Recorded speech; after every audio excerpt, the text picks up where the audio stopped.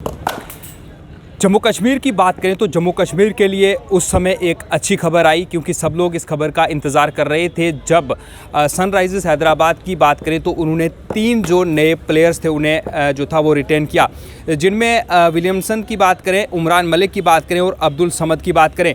जम्मू कश्मीर के लिए ये बड़ी अच्छी खबर थी, क्योंकि अब जम्मू कश्मीर के युवा जो हैं वो भारतीय टीम में भी लगातार जगह बना रहे हैं और आईपीएल में भी जो है वो अपनी प्रतिभा दिखा रहे हैं।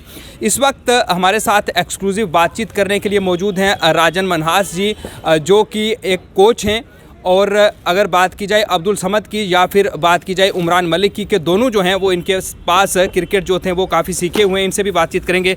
राजन सर, सबसे पहले तो स्वागत करूंगा आपका। शुक्रिया सर, पहला सवाल यही करूंगा कि जिस तरह से उमरान मलिक और अब्दुल समद की बात करें तो जिस तरह से उन्हें रिटेन किया गया है एक बार फिर से सनराइज़र्स हैदराबाद की तरफ से, क्या कहना चाहेंगे? जम्मू कश्मीर के ये दोनों युवा हैं और ख़ासकर जम्मू के ये दोनों युवा हैं।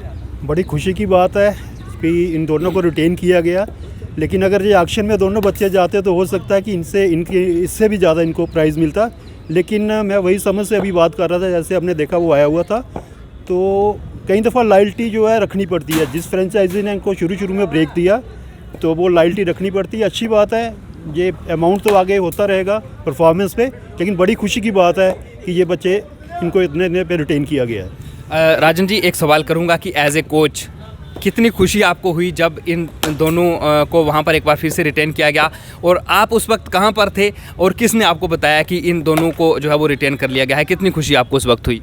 खुशी तो जैसे फर्स्ट ईयर ये गया था आज से 3-4 साल पहले, उसकी भी खुशी थी।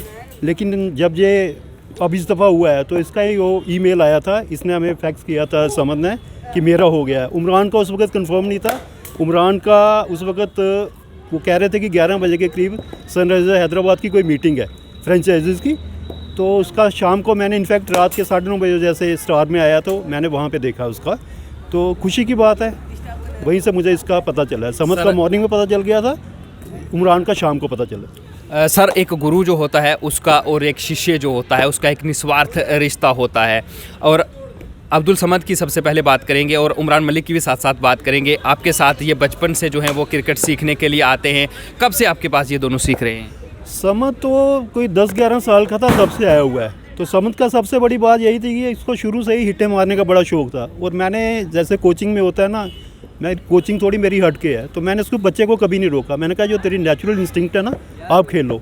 तो सेम इमरान के साथ है। समद 10 साल की एज में आया था, इमरान थोड़ा सा 17 के करीब आया है। तो इमरान का भी है कि ये थोड़ा पहले कैजुअल था कि आना छुट्टी मारनी। फिर मैंने उसको कहा था, इमरान सीरीज़ हो जा, तूने ऊपर की लाइफ नहीं देखी है, जिस दिन तुम्हें उस चीज़ का नशा पड़ेगा ना क्रिकेट का, तो तू ना मुड़ के नहीं आना है। तो मुझे खुशी है कि मेरे वो वर्ड्स हैं ना, तो वो अच्छे। कई दफ़ा कहते हैं कि मुंह में सरस्वती बैठी होती है, तो बोल रहा था वो अच्छा हो गया, तो वो मुड़ के बच्चा वो वापस नहीं आया है। सर, जब सबसे पहले समद से शुरू करते हैं, जब समद आपके पास खेलने के लिए आया था, क्योंकि वो बिल्कुल छोटी एज में खेलने के लिए आया था, आपने उसे तैयार किया, जितना सहयोग उनके माँ बाप का रहा इतना सहयोग जो है वो एक कोच का भी रहता है, उसकी अहम भूमिका रहती है। शुरू में जब वो आपके पास आया था तो किस तरह से आपने तराशा कि ये जो खिलाड़ी है वो दूर तक जा सकता है? किस तरह की प्रतिभा आपको उस समय दिखी थी? मैंने जैसे आपको कहा ना, इस बच्चे को शुरू में ही ना वो शाटें या हिट जैसे मारता था ना, वो इसको ये इस चीज़ का काफ़ी शौक था। तो थोड़ा सा जो करनी पड़ती है कि डिफेंस थोड़ा सा सॉलिड किया है इसका। भाई ठीक है, हर बॉल पे आप मार नहीं सकते, वो तो तेरे पास प्लस पॉइंट है ही है, लेकिन थोड़ा सा कभी कभार रोकना भी पड़ता है। तो लेकिन जब भी ये खेलता था ना, इसके आप जो भी रन देखोगे इसके रन बड़ी तेज़ होते थे। तो इसके में एक जैसे कहते हैं कि कईयों में नेचुरल होती है इंस्टिंक्ट, इसमें नेचुरल थी। तो उसी नेचुरल को मैंने थोड़ा इसको हेल्प करता गया और ये ग्रूम होता गया, और फाइनली रिजल्ट अभी आपके सामने है सभी का। समद की बात करें तो वो बल्ले से ज़्यादा जोहर दिखाते हैं, लेकिन वहीं बात करें उमरान मलिक की तो उमरान मलिक जो है वो गेंदबाजी करते हैं, तेज़ गेंदबाजी करते हैं, और इस बार उन्होंने आईपीएल में इस वक्त अगर ये कहा जाए कि सबसे फास्ट भारतीय बॉलर जो है वो उमरान मलिक है, इस पर आप क्या कहेंगे? बिल्कुल है, जैसे मैंने आपको पहले कहा कि जब वो आया था उसने मुझे बताया था, जब बॉल डालने लगा ना तो स्टेडियम में जब मुझे याद है कि उसकी एंट्री हुई थी, वो कहने लगा सर मैंने बॉल डालना है। तो मैंने कहा आप डालो चल के बॉल, 2-3 राउंड करो। उसको राउंड कराया तो उसको मैंने बॉल दी। जब उसने पहली बॉल ही की ना, तो इतनी देर में हमारे सीनियर क्रिकेटर हैं रामदयाल, रणजी ट्रॉफी प्लेयर हैं, तो उनकी एंट्री होती है। तो जैसे बॉलर की तरफ ध्यान जाता है, तो उसने कहा सर ये कौन है, ये सही पेस है बच्चे की। तो वही है। तो मैंने उसको पूछा हाँ भाई कहाँ खेलता है, कह रहा सर मैं कास्को बॉल क्रिकेट खेलता हूँ। तो कास्को बॉल का ये एडवांटेज होता है कि जो होता है वो थ्रू द एयर बच्चा बड़ा तेज़ होता है कि एफर्ट लगाना पड़ता है कास्को बॉल से।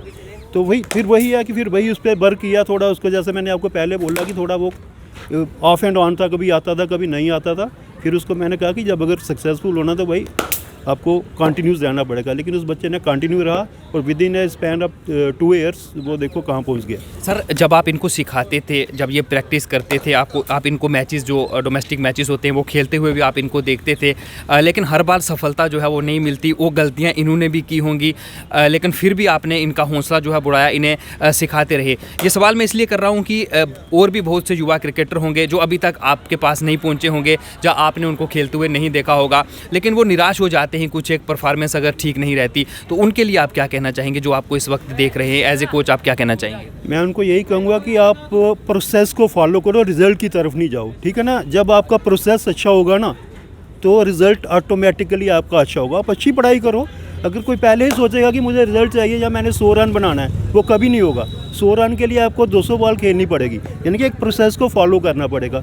जब बॉलिंग भी आप करते हो आपको लाइन लेंथ या जो भी है वो डालना पड़ेगा। आप ये नहीं कह सकते कि मैंने एक बॉल की या 6 विकेटें ले लूँगा, उसके लिए आपको स्पेल करने पड़ेंगे। कहने का मतलब कि एक प्रोसेस को फॉलो करो, रिज़ल्ट ऑटोमेटिकली आएगा। हार्ड वर्क करना, हार्ड वर्क से ज़्यादा अगर आप सोचोगे उसका कोई शॉर्टकट नहीं है। हार्ड वर्क हर चीज़ में करो आप, बाकी जो रिजल्ट है वो ऑटोमेटिकली अच्छा। राजन जी, मैं सवाल करूंगा कि सैकड़ों बच्चे आपके पास क्रिकेट खेल कर चले गए, कईयों ने क्रिकेट खेलना छोड़ दिया, कोई अभी खेल रहे हैं। अब्दुल समद और उमरान मलिक की बात करें तो वो इस वक्त ऊंचाइयां जो हैं वो छू रहे हैं, IPL तक चले गए हैं। और किस तरह से बात की जाए अगर इन प्लेयरों की, जिस तरह से ये प्लेयर अब यहाँ पर आए हैं, लेकिन एक ज़माना होता था कि हम लोग तरसते थे जम्मू कश्मीर के लोग कि भारतीय टीम में कभी ऐसा समय होगा कि कोई भारतीय खिलाड़ी जो है वो जम्मू कश्मीर से होगा, उस टीम में खेल रहा होगा। अब ये जो नए युवा प्लेयर इस वक्त आए हैं, आप इसको किस तरह से देखते हैं कि आने वाले भविष्य जो है जम्मू कश्मीर में जो क्रिकेटर्स हैं उनका किस तरफ जाने वाला है?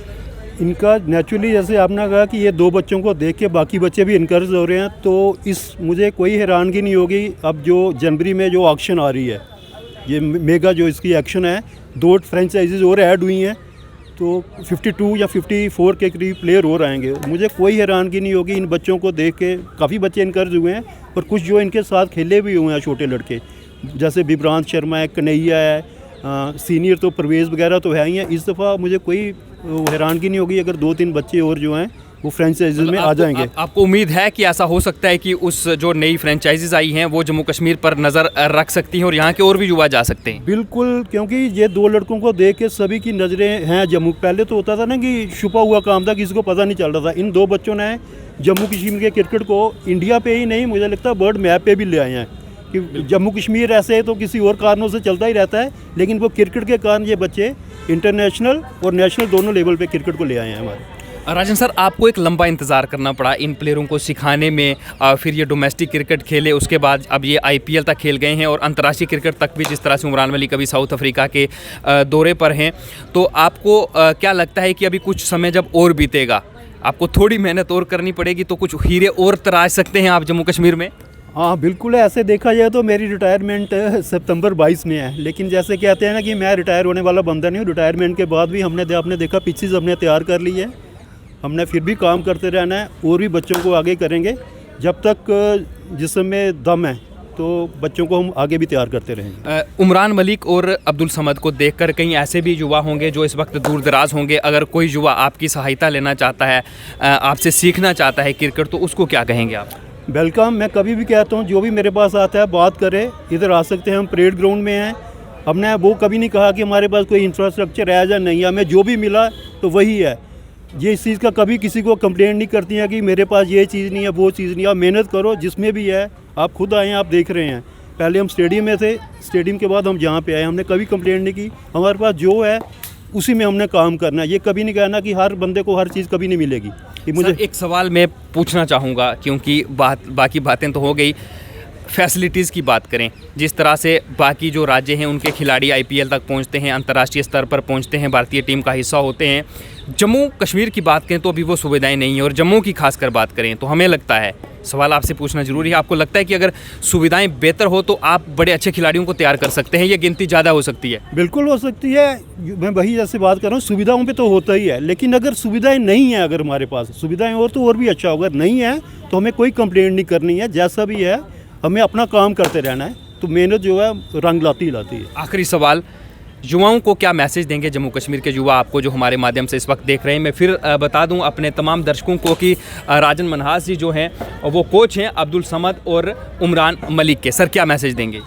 इनका मैसेज है, मेरा सिंपल सा मैसेज है कि जैसे इन बच्चों ने किया, इन्होंने हार्ड वर्क की, इन्होंने कभी वो पीछे नहीं हटे हैं। आप भी मेहनत करो, मेहनत ही एक चीज़ है जो आपको आगे लेके जाएगी, मेहनत करते रहना आप लोगों को। सर बहुत बहुत शुक्रिया, आपने अपना कीमती वक्त निकाला, हमारे साथ बातचीत की।